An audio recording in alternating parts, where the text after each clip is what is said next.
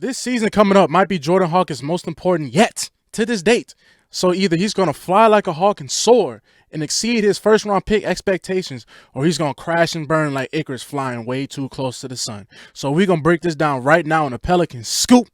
Cue my music! This is the Pelican Scoop with Jordan Kitchens, breaking down everything under the sun about your New Orleans Pelicans. Smash that like button, leave a comment, and subscribe to stay on top of your Pels content. Now, running point, here's Jordan. What is good, YouTube? Welcome back to another edition of the Pelican Scoop. I am your host with the most, Jordan Kitchens, and ladies and gentlemen, boys and girls, we're going to start a little series, man. I ain't gonna lie, guys. We're in the dog days of the summer. All right, it's the dog days. The summer league just finished like a couple days ago. I feel like maybe a week ago at this point. And, you know, you got the Derek Queen news about him being out with his wrist injury. Jeremiah Fears playing every game in the summer league, so we might have a little glimmer of hope we got somebody healthy. We're going to get to him, but this little series we're going to start. We're going to basically just go through, I would say, every player on the roster, but every player is really, their value ain't going to really be there to make a whole video about. People are not going to want to watch them. So we're going to talk about the guys this season who I feel like we're going to just talk about the expectations. To make a long story short, goddamn, somebody yapping. We're going to just talk about the expectations and what I'm expecting from them coming into the season coming up, and what you guys should expect, because a couple of these guys either, like I said, either going to fly and soar or they're going to crash and burn. So let's get this started off with the one and only Jordan Hawkins. All right, you know, it takes a lot for another Jordan to, you know, see another Jordan not do well. Jordans, we all stick together. So if your name is Jordan, you know, you already know we are part of a club. Coming off a very disappointing sophomore campaign last season, where in a sense you saw Brandon Boston Jr. and Antonio Reeves give way better minutes and take some of Jordan Hawkins' playing time last year because he's just non-efficient. And then when you look back to his days at UConn, you see he really wasn't efficient as you thought he was. You know, it was kind of just the system in UConn winning, but kind of masked a little bit of his flaws. The most important question about Hawkins in general is not even just about his play, because it's not more about I don't think he's putting the work in, or he's a shooter, so you got to be confident. He's always going to be confident. I mean, the man got a whole AK-47 tattooed on his stomach, if y'all didn't know. If I can find that picture, I'll put it up there, but he has an AK-47 tattoo on his stomach. So people like that, it's not about the confidence thing, it's really more about his health. So last season and some time at UConn as well, he missed some time with his back. He has this degenerative back issue going on. So I don't want to pronounce it, I'll put it on the screen, but y'all know I'll be butchering these scientific names. I don't even think that's a word. Scientific words, and these, I don't know. All right, so he has this degenerative back issue that one of the main remedies to cure this is less exercise and less movement.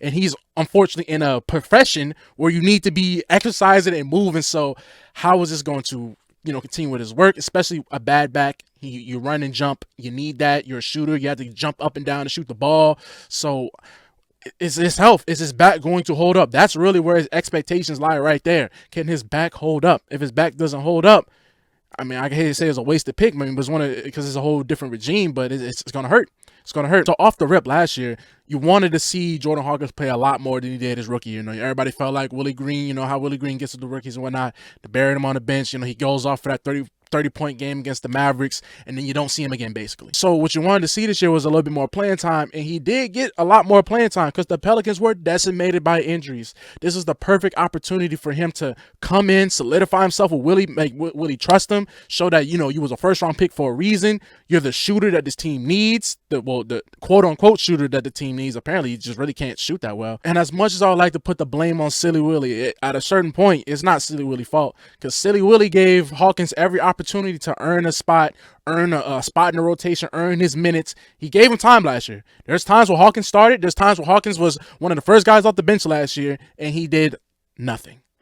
I remember he had that one good game against the Pacers early in the season, and that was it. You know, the back started flaring up, and it just went downhill to the point where Brandon Boston Jr., a cat you grabbed out the street, was getting more playing time and way more valuable. And, you know, Antonio Reeves, the second-round pick, I don't even know if Reeves is going to be on the roster this year, but he came in late down the stretch when you really only had nobody. You know, it was Lester Keonis, Keon Brooks, and I'm just like, why am I even watching this? But Antonio Reeves gave you a lot of good play down the stretch, and Hawkins just could not find his footing last year, and it all ties back to his back. I can't say it's, Willie not doing this, because one thing about Hawkins, he's going to get some shots up. He's going to shoot the ball. It ain't like about now you would like to see maybe a couple more sets kind of ran for him in a sense, but his shot selection was terrible. And if his shot isn't falling, he's not really offering anything else on the court. Yeah, he can rebound a little well, but he's not much of a defender. He ain't really passing the ball, and he's not a ball handler. So if his shot ain't falling like it was a lot last year, that's why Willie had to bench him. That's why Willie had to put him on the bench, because you got Brandon Boston Jr., who's a playmaker, who can play a little bit of defense. Antonio Reed's going to play a little D, can play make a little bit, just kind of has a better handle, has a better feel for the game. And Hawkins, what can you provide when your shot isn't falling? So let's really look at this. So as you can see from the screenshot on the screen, this is Hawkins' 2024 stats. So he averaged 10 points, 2.8 rebounds, 1.2 assists, 0 steals, 0 blocks, a turnover, 23 minutes a game. But this is where it's like, holy moly. You're going to have to figure something out. You're going to have to figure this out. So he shot 37% from the field. Not from three, from the field. 37%. And then he shot 33% from three at 5.9 attempts. So he's getting those threes up, and he shot 33%. 33% from three would not be that bad if it's damn near matching your field goal percentage at 37. That is crazy. That's crazy. That's crazy. No matter how you want to slice it up, there's just no way you can give in 10 points. Well, we'll round it up to 11 points. You can't be giving 11 points on 37% from the field. That's just, I don't know how you're going to play.